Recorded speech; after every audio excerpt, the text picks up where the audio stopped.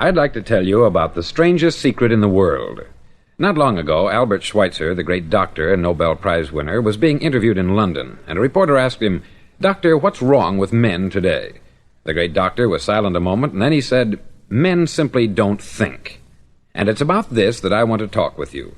We live today in a golden age. This is an era that man has looked forward, dreamed of, and worked toward for thousands of years. But since it's here, we pretty well take it for granted. We in America are particularly fortunate to live in the richest land that ever existed on the face of the earth, a land of abundant opportunity for everyone. But do you know what happens? Let's take 100 men who start even at the age of 25.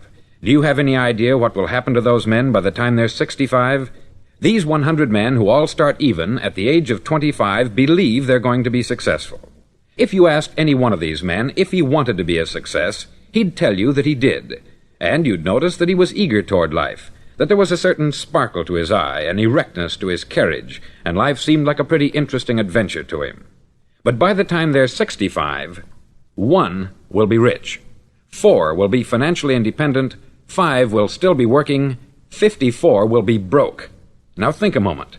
Out of the 100, only 5 make the grade. Why do so many fail? What has happened to the sparkle that was there when they were 25? What's become of the dreams, the hopes, the plans? And why is there such a large disparity between what these men intended to do and what they actually accomplished? When we say about 5% achieve success, we have to define success. And here's the definition. Success is the progressive realization of a worthy ideal. If a man is working toward a predetermined goal and knows where he's going, that man is a success. If he's not doing that, he's a failure. Success is the progressive realization of a worthy ideal.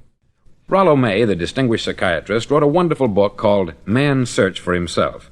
And in this book he says, "The opposite of courage in our society is not cowardice, it is conformity."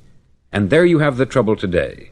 It's conformity. People acting like everyone else, without knowing why, without knowing where they're going. Now think of it. In America right now, there are over 14 million people 65 years of age and over, and about 13 million of these 14 million are broke. They're dependent on someone else for life's necessities. Now, we learn to read by the time we're 7. We learn to make a living by the time we're 25. Usually, by that time, we're not only making a living, we're supporting a family. And yet, by the time we're 65, we haven't learned how to become financially independent in the richest land that has ever been known. Why? We conform. And the trouble is that we're acting like the wrong percentage group, the 95% who don't succeed. Now, why do these people conform? Well, they don't know, really. These people believe that their lives are shaped by circumstances, by things that happen to them, by exterior forces. They're outer-directed people. A survey was made one time that covered a lot of men, working men, and these men were asked this question: why do you work? Why do you get up in the morning? 19 out of 20 had no idea. If you ask them, they'll say, everyone goes to work in the morning. And that's the reason they do it, because everyone else is doing it. Now let's get back to our definition of success. Who succeeds? The only man who succeeds is the man who is progressively realizing a worthy ideal. He's the man who says, I'm going to become this, and then begins to work toward that goal. I'll tell you who the successful people are. A success is the school teacher who's teaching school because that's what she wanted to do. The success is the woman who's a wife and mother because she wanted to become a wife and mother and is doing a good job of it. The success is the man who runs the corner gas station because that's what he wanted to do. The success is the successful salesman who wants to become a top-notch salesman and grow and build with his organization. A success is anyone who is doing deliberately a predetermined job because that's what he decided to do deliberately. But only 1 out of 20 does that. That's why today there isn't really any competition, unless we make it for ourselves. Instead of competing, all we have to do is create. Now, for 20 years, I looked for the key which would determine what would happen to a human being. Was there a key, I wanted to know, which would make the future a promise that we could foretell to a large extent? Was there a key that would guarantee a person's becoming successful if he only knew about it and knew how to use it? Well, there is such a key, and I've found it. Have you ever wondered why so many men work so hard and honestly without ever achieving anything in particular, and others don't seem to work hard and yet seem to get everything? They have the magic touch. You've heard them say that about someone. Everything he touches turns to gold. And have you ever noticed that a man who becomes successful tends to continue to become successful, and on the other hand, Have you noticed how a man who is a failure tends to continue to fail? It's because of goals. Some of us have them, some don't. People with goals succeed because they know where they're going. Now think of a ship leaving a harbor, and think of it with the complete voyage mapped out and planned. The captain and crew know exactly where it's going and how long it will take. It has a definite goal. 9,999 times out of 10,000 it will get to where it started out to get. Now let's take another ship, just like the first, only let's not put a crew on it, or a captain at the helm. Let's give it no aiming point, no goal, no destination. We just start the engines and let it go. I think you'll agree with me that if it gets out of the harbor at all, it will either sink or wind up on some deserted beach a derelict. It can't go any place because it has no destination and no guidance. It's the same with a human being. Take the salesman, for example. There is no other person in the world today with the future of a good salesman. Selling is the world's highest paid profession, if we're good at it, and if we know where we're going. Every company needs top-notch salesmen, and they reward those men. The sky is the limit for them. But how many can you find? Someone once said, the human race is fixed, not to prevent the strong from winning, but to prevent the weak from losing. The American economy today can be likened to a convoy in time of war. The entire economy is slowed down to protect its weakest link, just as the convoy had to go at the speed that would permit its slowest vessel to remain in formation. That's why it's so easy to make a living today. It takes no particular brains or talent to make a living and support a family today, so we have a plateau of so-called security, if that's what a person's looking for. But we do have to decide how high above this plateau we want to aim for. Now let's get back to the strangest secret in the world, the story that I wanted to tell you today. Why do men with goals succeed in life, and men without them fail? Well, let me tell you something which, if you really understand it, will alter your life immediately. If you understand completely what I'm going to tell you from this moment on, your life will never be the same again. You'll suddenly find that good luck just seems to be attracted to you. The things you want just seem to fall in line. And from now on, you won't have the problems, the worries, the gnawing lump of anxiety that perhaps you've experienced before. Doubt, fear, well, they'll be things of the past. Here's the key to success, and the key to failure. We become what we think about. Now let me say that again. We become what we think about. Throughout all history, the great wise men and teachers, philosophers and prophets have disagreed with one another on many different things. It is only on this one point that they are in complete and unanimous agreement. Listen to what Marcus Aurelius, the great Roman emperor, said. He said, "A man's life is what his thoughts make of it." Disraeli said this, "Everything comes if a man will only wait. I have brought myself by long meditation to the conviction that a human being with a settled purpose must accomplish it, and that nothing can resist a will that will stake even existence for its fulfillment." Ralph Waldo Emerson said this, "A man is what he thinks about all day long." William James said, "The greatest discovery of my generation is that human beings can alter their lives by altering their attitudes of mind." And he also said, "We need only in cold blood act as if the thing in question were real, and it will become infallibly real by growing into such a connection with our life that it will become real. It will become so knit with habit and emotion that our interest in it will be those which characterize belief." He also said this, "If you only care enough for a result, you will almost certainly attain it. If you wish to be rich, you will be rich. If you wish to be learned, you will be learned. If you wish to be good, you will be good. Only you must then really wish these things, and wish them exclusively, and not wish at the same time 100 other incompatible things just as strongly." In the Bible you read, in Mark 9:23, "If thou canst believe, all things are possible to him that believeth." Dr. Norman Vincent Peale said this, "This is one of the greatest laws in the universe. Fervently do I wish I had discovered it as a very young man. It dawned upon me much later in life, and I've found it to be one of the greatest, if not my greatest discovery, outside of my relationship to God. And the great law, briefly and simply stated, is that if you think in negative terms, you'll get negative results. If you think in positive terms, you will achieve positive results. That is the simple fact which is at the basis of an astonishing law of prosperity and success. In 3 words, believe and succeed." William Shakespeare put it this way, "Our doubts are traitors, and make us lose the good we oft might win by fearing to attempt." George Bernard Shaw said, "People are always blaming their circumstances for what they are. I don't believe in circumstances. The people who get on in this world are the people who get up and look for the circumstances they want, and if they can't find them, make them." Well, it's pretty apparent, isn't it? And every person who discovered this for a while believed that he was the first one to work it out. We become what we think about. Now, it stands to reason that a person who's thinking about a concrete and worthwhile goal is going to reach it, because that's what he's thinking about. And we become what we think about. Conversely, the man who has no goal, who doesn't know where he's going, and whose thoughts must therefore be thoughts of confusion and anxiety and fear and worry, becomes what he thinks about. His life becomes one of frustration, fear, anxiety, and worry. And if he thinks about nothing, he becomes nothing. Now, how does it work? Why do we become what we think about? Well, I'll tell you how it works as far as we know. Now, to do this, I want to tell you about a situation that parallels the human mind. Suppose a farmer has some land, and it's good, fertile land. Now, the land gives the farmer a choice. He may plant in that land whatever he chooses. The land doesn't care. It's up to the farmer to make the decision. Now, remember, we're comparing the human mind with the land, because the mind, like the land, doesn't care what you plant in it. It will return what you plant, but it doesn't care what you plant. Now, let's say that the farmer has two seeds in his hand. One is a seed of corn, the other is nightshade, a deadly poison. He digs two little holes in the earth, and he plants both seeds, one corn, the other nightshade. He covers up the holes, waters, and takes care of the land, and what will happen? Invariably, the land will return what is planted.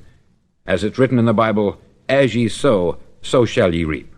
Remember, the land doesn't care. It will return poison in just as wonderful abundance as it will corn. So up come the two plants, one corn, one poison. Now, the human mind is far more fertile, far more incredible and mysterious than the land, but it works the same way. It doesn't care what we plant. Success, failure. A concrete worthwhile goal, or confusion, misunderstanding, fear, anxiety, and so on. But what we plant, it will return to us. You see, the human mind is the last great unexplored continent on the earth. It contains riches beyond our wildest dreams. It will return anything we want to plant. Now, you might say, well, if that's true, why don't people use their minds more? Well, I think they've figured out an answer to that, too. Our mind comes as standard equipment at birth. It's free, and things that are given to us for nothing we place little value on. Things that we pay money for, we value. The paradox is that exactly the reverse is true. Everything that's really worthwhile in life came to us free. Our mind, our soul, our body, our hopes, our dreams, our ambitions, our intelligence, our love of family and children and friends. All these priceless possessions are free, but the things that cost us money are actually very cheap and can be replaced at any time. A good man can be completely wiped out and make another fortune. He can do that several times. Even if our home burns down, we can rebuild it, but the things we got for nothing, we can never replace. The human mind isn't used merely because we take it for granted. Familiarity breeds contempt. It can do any kind of job we assign to it, but generally speaking, we use it for little jobs instead of big important ones. Universities have proved that most of us are operating on about 10% of our abilities. Decide now, what is it you want? Plant your goal in your mind. It's the most important decision you'll ever make in your entire life. Do you want to be an outstanding salesman, a better worker at your particular job? Do you want to go places in your company, in your community? All you've got to do is plant that seed in your mind. Care for it. Work steadily toward your goal, and it will become a reality. It not only will, there's no way that it cannot. You see, that is a law, like the laws of Sir Isaac Newton, the laws of gravity. If you get on top of a building and jump off, you'll always go down. You'll never go up. And it's the same with all the other laws of nature. They always work. They're inflexible. Think about your goal in a relaxed, positive way. Picture yourself in your mind's eye as having already achieved this goal. See yourself doing the things you will be doing when you've reached your goal. Ours has been called the phenobarbital age, the age of ulcers and nervous breakdowns. At a time when medical research has raised us to a new plateau of good health and longevity, far too many of us worry ourselves into an early grave trying to cope with things in our own little personal ways, without learning a few great laws that will take care of everything for us. These things we bring on ourselves through our habitual way of thinking. Every one of us is the sum total of his own thoughts. He is where he is because that is exactly where he really wants to be, whether he'll admit that or not. Each of us must live off the fruit of his thoughts in the future, because what you think today and tomorrow, next month and next year, will mold your life and determine your future. You're guided by your mind. I remember one time I was driving through Arizona, and I saw one of those giant earth-moving machines roaring along the road at about 35 miles an hour with what looked like 20 tons of dirt in it, a tremendous, incredible machine, and there was a little man perched way up on top with the wheel in his hands guiding it. And as I drove along, I was struck by the similarity of that machine to the human mind. Just suppose you're sitting at the controls of such a vast source of energy. Are you going to sit back and fold your arms and let it run itself into a ditch? Or are you going to keep both hands firmly on the wheel and control and direct this power to a specific, worthwhile purpose? It's up to you. You're in the driver's seat. You see, the very law that gives us success is a two-edged sword. We must control our thinking. The same rule that can lead a man to a life of success, wealth, happiness, and all the things he's ever dreamed of for himself and his family, that very same law can lead him into the gutter. It's all in how he uses it, for good or for bad. This is the strangest secret in the world.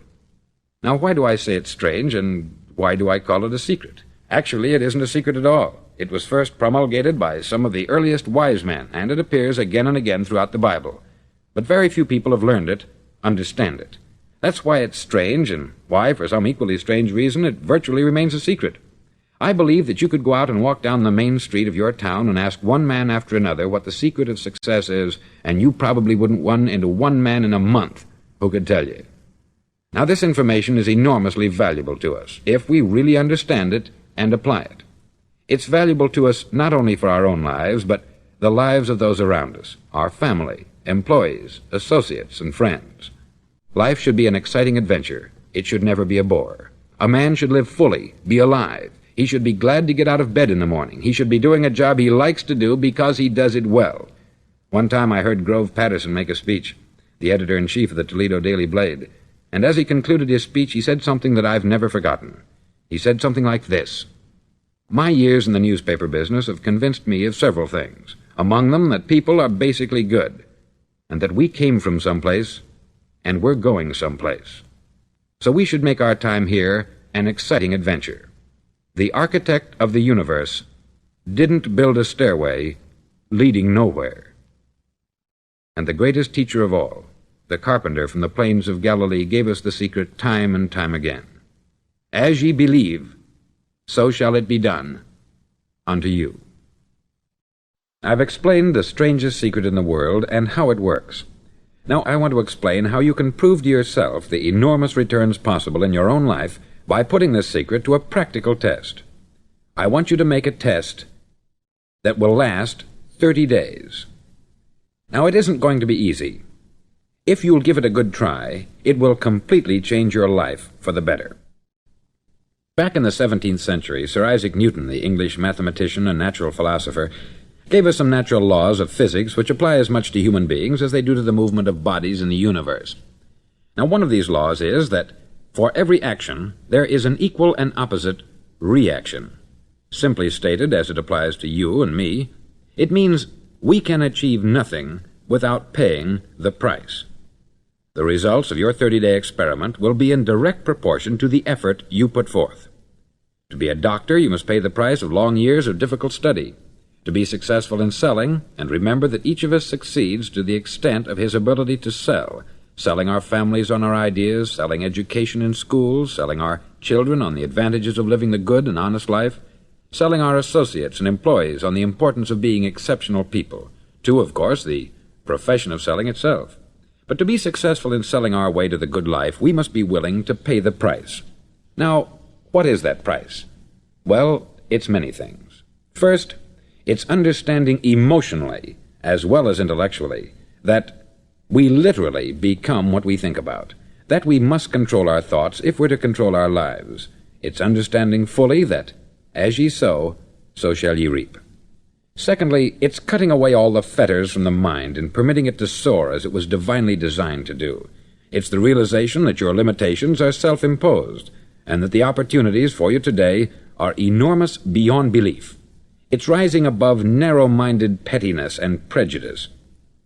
Thirdly, to use all your courage to force yourself to think positively on your own problem, to set a definite and clearly defined goal for yourself, to let your marvelous mind think about your goal from all possible angles, to let your imagination speculate freely upon many different possible solutions, to refuse to believe there are any circumstances sufficiently strong to defeat you in the accomplishment of your purpose, to act promptly and decisively when your course is clear, and to keep constantly aware of the fact that you are, at this moment, standing in the middle of your own acre of diamonds, as Russell Conwell used to point out. Fourth, save at least 10% of what you earn. It's also remembering that no matter what your present job, it has enormous possibilities if you're willing to pay the price. Now let's just go over the important points in the price each of us must pay to achieve the wonderful life that can be ours. It is, of course, worth any price. 1. You will become what you think about. 2. Remember the word imagination. Let your mind soar. 3. Courage. Concentrate on your goal every day. 4. Save 10% of what you earn. And action. Ideas are worthless unless we act on them. Now I'll try to outline the 30-day test I want you to make. Now keep in mind that you have nothing to lose by making this test, and everything you could possibly want to gain. There are two things that may be said of everyone. Each of us wants something, and each of us is afraid of something. I want you to write on a card what it is you want more than anything else. It may be more money. Perhaps you'd like to double your income or make a specific amount of money. It may be a beautiful home. It may be success at your job. It may be a particular position in life. It could be a more harmonious family. Each of us wants something. Write down on your card specifically what it is that you want. Make sure it's a single goal and clearly defined. You needn't show it to anyone, but carry it with you so that you can look at it several times a day. Think about it in a cheerful, relaxed, positive way each morning when you get up, and immediately you have something to work for, something to get out of bed for, something to live for.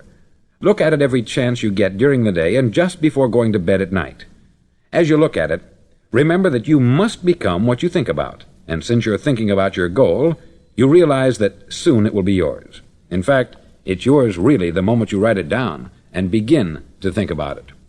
Look at the abundance all around you as you go about your daily business. You have as much right to this abundance as any other living creature. It's yours for the asking. Now we come to the difficult part. Difficult because it means the formation of what is probably a brand new habit, and new habits are not easily formed. Once formed, however, it'll follow you for the rest of your life. Stop thinking about what it is you fear. Each time a fearful or negative thought comes into your consciousness, replace it with a mental picture of your positive and worthwhile goal. There will come times when you will feel like giving up. It's easier for a human being to think negatively than positively. That's why only 5% is successful. You must begin now to place yourself in that group. For 30 days you must take control of your mind. It will think only about what you permit it to think. Each day for this 30-day test, do more than you have to do.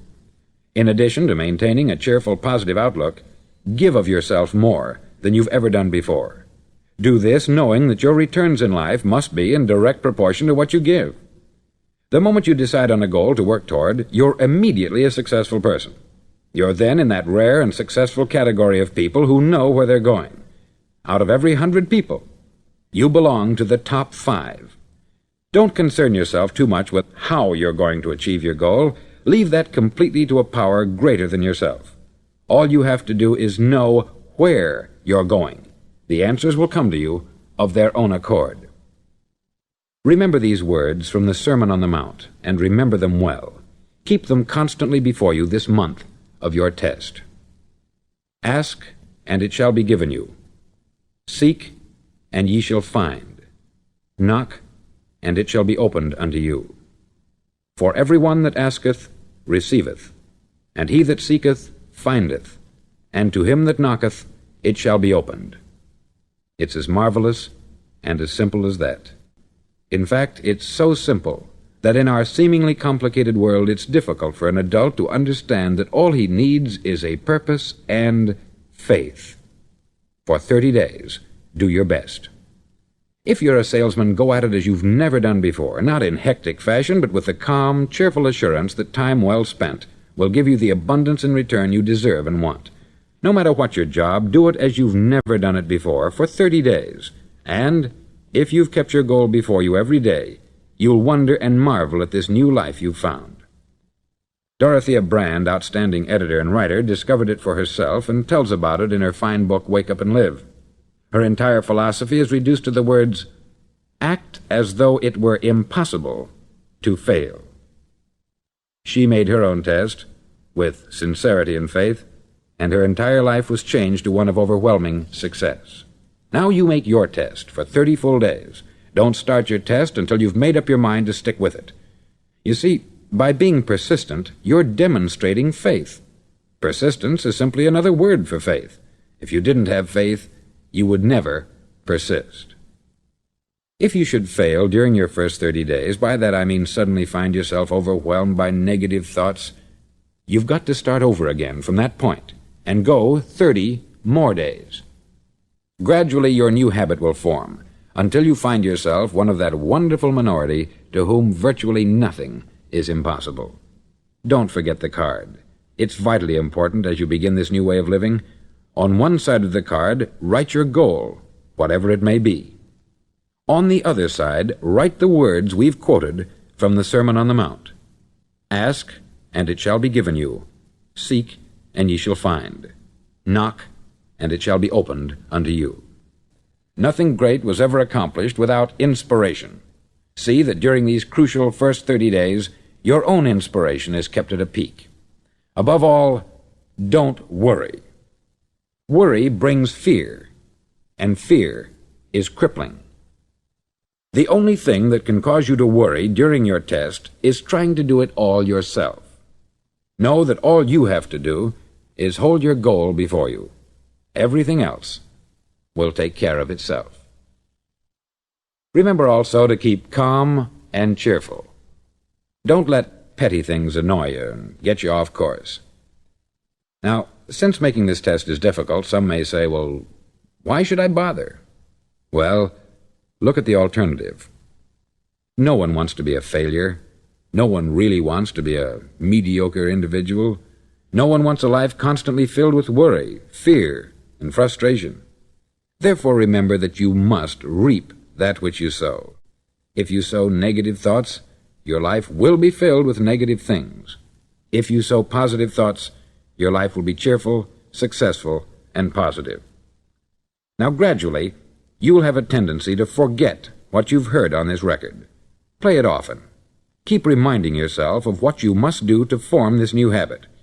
Gather your whole family about and listen to what's been said here at regular intervals. You know, most men will tell you that they want to make money without understanding the law. The only people who make money work in the mint. The rest of us must earn money. This is what causes those who keep looking for something for nothing or a free ride to fail in life. The only way to earn money is by providing people with services or products which are needed and useful. We exchange our product or service for the other man's money. Therefore, the law is that our financial return will be in direct proportion to our service. Success is not the result of making money. Making money is the result of success. And success is in direct proportion to our service. Most people have this law backwards. They believe that you're successful if you earn a lot of money. The truth is that you can only earn money after you're successful. It's like the story of the man who sat in front of the stove and said to it, "Give me heat, and then I'll add the wood." How many men and women do you know, or do you suppose there are today, who take the same attitude toward life? There are millions. We've got to put the fuel in before we can expect heat. Likewise, we've got to be of service first before we can expect money. Don't concern yourself with the money. Be of service. Build, work, dream, create. Do this, and you'll find there's no limit to the prosperity and abundance that will come to you. Prosperity is founded upon a law of mutual exchange. Any person who contributes to prosperity must prosper in turn himself. Sometimes the return will not come from those you serve, but it must come to you from someplace, for that is the law. For every action, there is an equal and opposite reaction. As you go daily through your 30-day test period, remember that your success will always be measured by the quality and quantity of service you render, and money is a yardstick for measuring this service. No man can get rich himself unless he enriches others.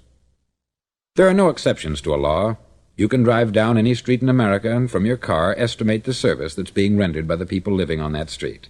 Had you ever thought of this yardstick before? It's interesting. Some, like ministers and priests and other devoted people, measure their returns in the realm of the spiritual, but again, their returns are equal to their service. Once this law is fully understood, any thinking person can tell his own fortune. If he wants more, he must be of more service to those from whom he receives his return. If he wants less, he has only to reduce this service. This is the price you must pay for what you want. If you believe you can enrich yourself by deluding others, you can only end by deluding yourself. It may take some time, but just as surely as you breathe, you'll get back what you put out. Don't ever make the mistake of thinking you can avert this. It's impossible. The prisons and the streets where the lonely walk are filled with people who tried to make new laws just for themselves. We may avoid the laws of man, but there are greater laws that cannot be broken. An outstanding medical doctor recently pointed out 6 steps that will help you realize success. 1. Set yourself a definite goal. 2. Quit running yourself down. 3. Stop thinking of all the reasons why you cannot be successful, and instead think of all the reasons why you can. 4. Trace your attitudes back through your childhood and try to discover where you first got the idea you couldn't be a success, if that's the way you've been thinking. 5. Change the image you have of yourself by writing out a description of the person you would like to be. And 6. Act the part of the successful person you have decided to become. The doctor who wrote those words is a noted West Coast psychiatrist, David Harold Fink, M.D. Do what all experts since the dawn of recorded history have told you you must do. Pay the price by becoming the person you want to become. It's not nearly as difficult as living unsuccessfully. Make your 30-day test. Then repeat it. Then repeat it again. Each time it will become more a part of you until you'll wonder how you could ever have lived any other way. Live this new way, and the floodgates of abundance will open and pour over you more riches than you may have dreamed existed. Money? Yes, lots of it. But what's more important, you'll have peace. You'll be in that wonderful minority who lead calm, cheerful, successful lives. Start today. You have nothing to lose, but you have a life to win, to win, to win, to win.